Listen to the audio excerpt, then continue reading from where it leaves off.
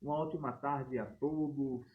Eu quero saudar os queridos e amados irmãos em Cristo Jesus com a graça e a doce paz de nosso Senhor. Glórias a Deus. É sempre motivo de satisfação nós interagirmos convosco, sempre trazendo algo da parte do Senhor para o seu coração, não é? Sempre transmitindo a palavra de Deus de forma exortativa, né, de sorte que traga edificação espiritual para a sua vida. Né? Está aqui no livro de João, no capítulo 14, uma das maiores promessas do Senhor para a sua igreja, não é?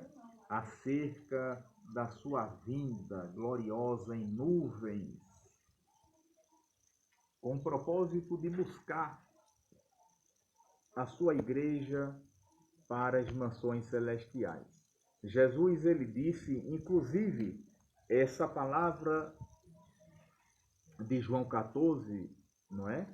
Que relata a mensagem de Jesus para os seus discípulos, foi exatamente no período de 40 dias em que Jesus ele ressuscita e aparece durante este tempo aos seus discípulos, dando-lhes as últimas instruções. Não é? E uma das foi exatamente essa no capítulo 14, onde Jesus ele exortou os seus seguidores, dizendo: não se turbe o vosso coração. Crede em Deus, crede também em mim. Na casa de meu pai há muitas moradas. Se não fosse assim, eu não vou-la teria dito, vou preparar lugar. E se eu for, virei outra vez, para vos buscar, para que onde eu estiver, estejais vós também. Então, o propósito, queridos, do arrebatamento da igreja não é simplesmente o rapto, não é? Pois essa palavra apádiso, não é? Alusiva do original grego, a palavra transliterada para o português, arrebatamento, quer dizer exatamente rapto, né? Tirar com força. Então, o objetivo do arrebatamento da igreja é Jesus tirar a sua igreja da terra e levá-la para o céu, para onde ele está. Não é? Então, eu vejo aqui uma das maiores promessas, irmãos, porque o arrebatamento da igreja está atrelado não somente à escatologia bíblica, mas à soteriologia, ou seja, a doutrina da salvação. Porque nesse dia só quem vai subir ao encontro do Senhor em nuvens são os salvos, queridos. São aqueles que estão na presença do Senhor, servindo ao Senhor dignamente, não é? Perseverando em servir ao Senhor, como o próprio Jesus, ele disse: vigiai e orai, porque não sabeis o dia nem a hora em que virá o Filho do Homem. Então, irmãos, nós estamos presenciando todos os sinais, não é? Arrolados nas páginas da Bíblia Sagrada. Todos os sinais que indicam que Jesus está às portas, não é? E o Espírito Santo expressamente vem admoestando a igreja do Senhor sobre a necessidade de nós, não é? Nos prepararmos cada vez mais para que estejamos prontos, para que quando a trombeta de Deus tocar, a gente possa ir ao encontro do Senhor nos ares. Como disse o apóstolo Paulo, não é? A igreja de Tessalônica, no capítulo 4 e versículo 16, quando ele disse: porque o mesmo Senhor descerá dos céus com alarido, com voz de arcanjo e com a trombeta de Deus. Os que morreram em Cristo ressuscitarão primeiro. Depois nós, os que ficarmos vivos, seremos arrebatados juntamente com eles. Não é? ao encontro do Senhor nos ares. E ali estaremos para sempre com o Senhor. Glórias a Deus. E o apóstolo Paulo, interessante que termina o seu raciocínio, né, em sua carta, dizendo: portanto, consolai uns aos outros com estas palavras. Tá? Ô, irmãos, eu quero abrir aqui um parêntese. Palavra que traz consolo para a igreja do Senhor, palavra que traz consolo para a alma de um salvo, não é, irmãos, não é?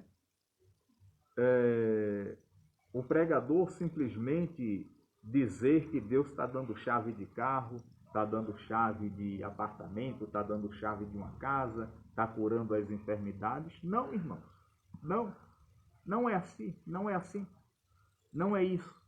O que traz consolo, irmãos, é a mensagem da Bíblia Sagrada transmitida de forma fidedigna. O que traz consolo para a igreja do Senhor Jesus é o anúncio do evangelho pleno, do evangelho genuíno. Glórias a Deus.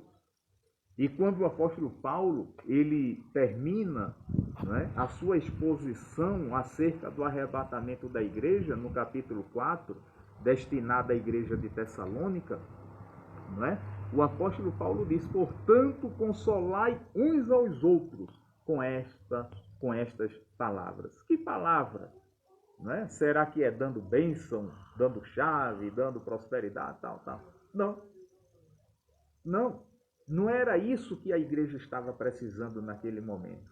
Nós sabemos que Deus ele tem poder para abençoar a igreja, claro, não é? Claro que sim. Mas a palavra que o apóstolo Paulo estava pedindo para que a igreja de Tessalônica consolasse uns aos outros era exatamente a palavra do arrebatamento da igreja. Não é? É que aqueles irmãos estavam sofrendo naquele momento. Mas quando Jesus se manifestasse em nuvens, no arrebatamento da sua igreja, tudo aquilo ia se findar. E os irmãos iriam usufruir de todas as benesses, de tudo aquilo que Deus preparou para eles no céu. Por isso que Jesus disse: não se turbe o vosso coração. Credes em Deus, crede também em mim. Na casa de meu Pai há muitas moradas. Se não fosse assim, eu não vou teria dito, vou preparar lugar. Não é? Então, querido, não abra mão, irmãos, daquilo que Deus ele preparou para você no céu. Não vale a pena a gente trocar a nossa salvação por momentos de prazeres, não é? Não. Prazeres carnais, não é? Não vale a pena nós trocarmos, tá? A nossa vida espiritual por nada nesse mundo, irmãos. Por nada neste mundo. Continue firme, glórias a Deus, não é? Continue perseverando na presença do Senhor. A luta, o sangue é como diz, né, os irmãos, o sangue pode dar na canela, não é? Mas não retroceda. Uma palavra tremenda, por sinal, eu me apego muito a essa palavra do reformador protestante Martinho Lutero, né, do século XVI, 1517. Ele deixou uma frase célebre que dizia o seguinte: se não puderes voar, corra. Se não puderes correr, caminhe. Se não puderes caminhar, rasteje-se, conquanto que sempre prossiga. Não é? Muitas das vezes o cristão está assim, né? Ora voando, ora correndo, ora caminhando, e ora nem voando, nem correndo, nem caminhando, se rastejando mesmo.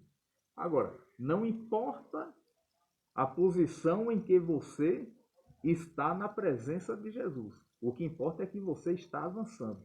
Porque se você observar, né, essas quatro posições são exatamente estratégias de guerra.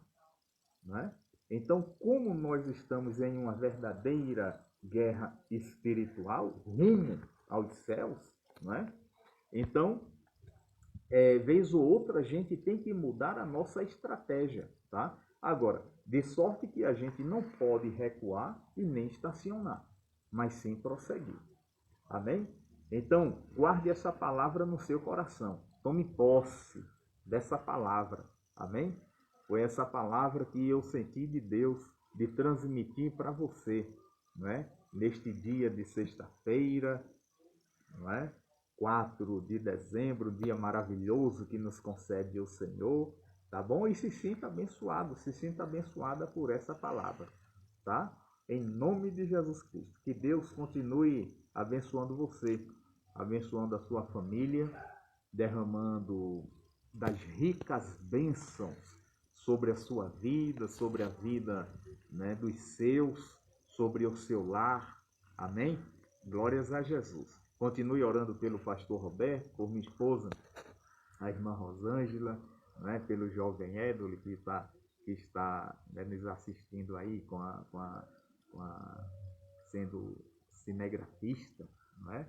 Deus abençoe o jovem Edoli. Amém, queridos. Deus abençoe. Se sinta abraçado, tá? Por nós e mais ainda por Jesus. Até a próxima interação, se assim Deus nos conceder outras oportunidades. Certamente é do nosso desejo de sempre estarmos transmitindo palavras exortativas para os irmãos se edificarem e tomarem posse daquilo que Deus quer para vossas vidas. Amém? Deus abençoe e até a próxima, em nome de Jesus.